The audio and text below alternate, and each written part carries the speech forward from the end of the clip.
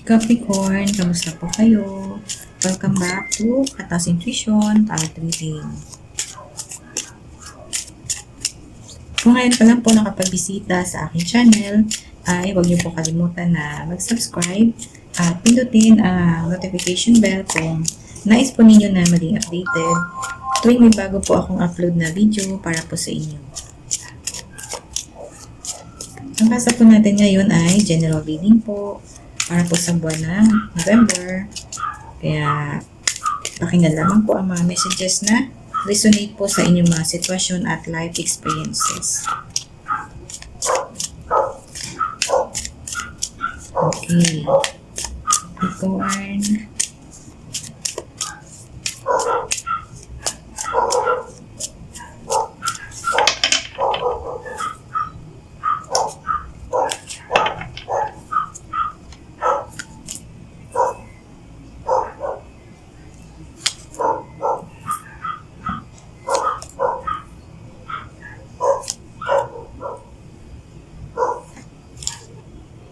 Nakikita ko po dito sa unang tarot cards po ninyo, isang magandang energy, masayang energy.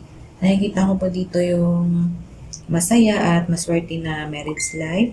At nakikita ko po dito yung puso na punong-puno ng contentment at satisfaction. Ganon din po sa mga pagdating sa friendship ay nagpapakita rin po ng magandang friendship na punong-puno po ng pagmamahalan. Yung nakikita ko po dito.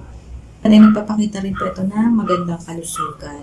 Ang ganda ng energy ng tarot cards po ninyo. Basta ito po, the strength na ito ay nag-a-advise po ito na i-maintain lang po ninyo yung balanced diet po ninyo, yung tamang pag-aalaga sa inyong mga sarili, sa inyong good health. Yan po yan.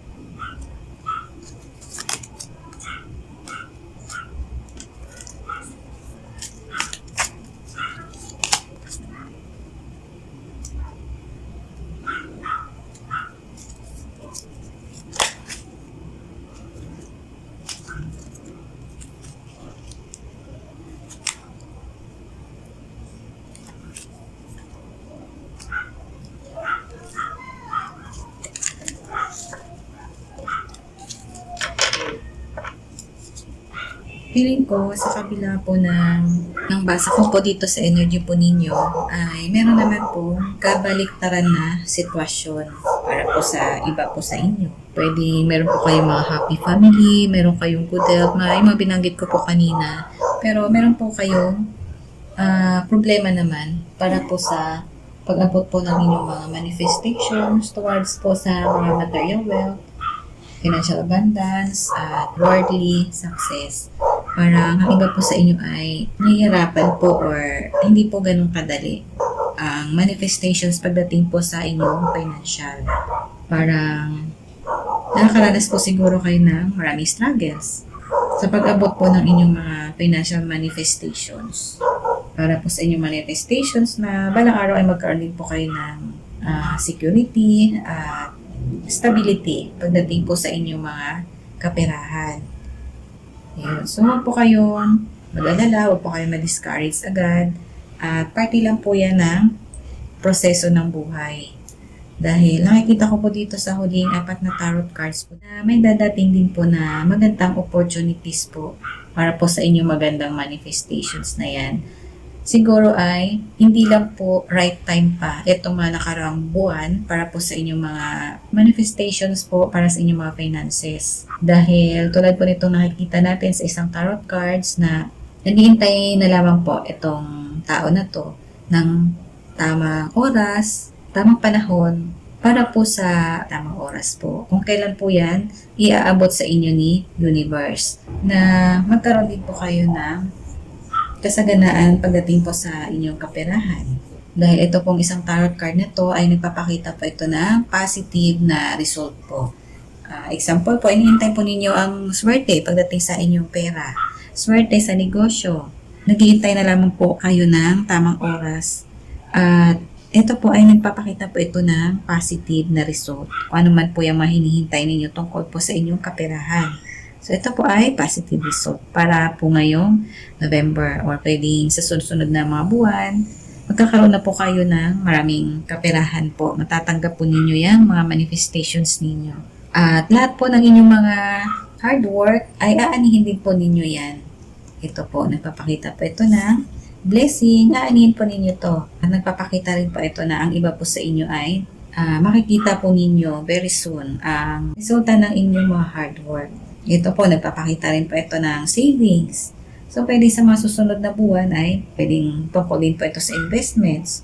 At nagpapakita po ng magandang profit po. Pero kung meron man po kayong mga sinisave na pera, so very soon makikita nyo na po yung magandang resulta ng inyong pag-iipon. Yan po ang nakikita ko dito. So, positive outcome po ito, positive results para po sa inyong mga hard work at kung ano man po yung mga hinihintay po ninyo na mga resulta ay ito po, magandang balita po ito. Good news at magandang outcome po. Positive outcome. Okay, so yun. Very soon ay makakamit din po ninyo yung resulta ng inyong manifestations na magkaroon din po kayo ng financial abundance. Okay, so yun. Ang lahat naman po ng bagay sa mundo ay may tamang oras at panahon. Ang mahalaga po ay meron po kayong napakagandang energy po ngayong buwan ng November. Pwedeng ang iba po sa inyo ay kapirahan lang po ang inyong mga pinoproblema sa kasalukuyan. So, ayun po, may positive na energy po tayo dito para po sa financial abundance po. Okay? So, lahat po ng inyong hard work na ginagawa po ninyo ay aanihin nyo rin po yung magandang outcome. Ayun po. So, sana po ay nakapulot po kayo ng magandang inspirasyon at gabay dito po sa basa po natin ngayon. At kung nagustuhan po ninyo itong ating reading, ay huwag niyo po kalimutan na mag-like at mag-subscribe. Maraming salamat po sa inyong suporta. Bye-bye. God bless.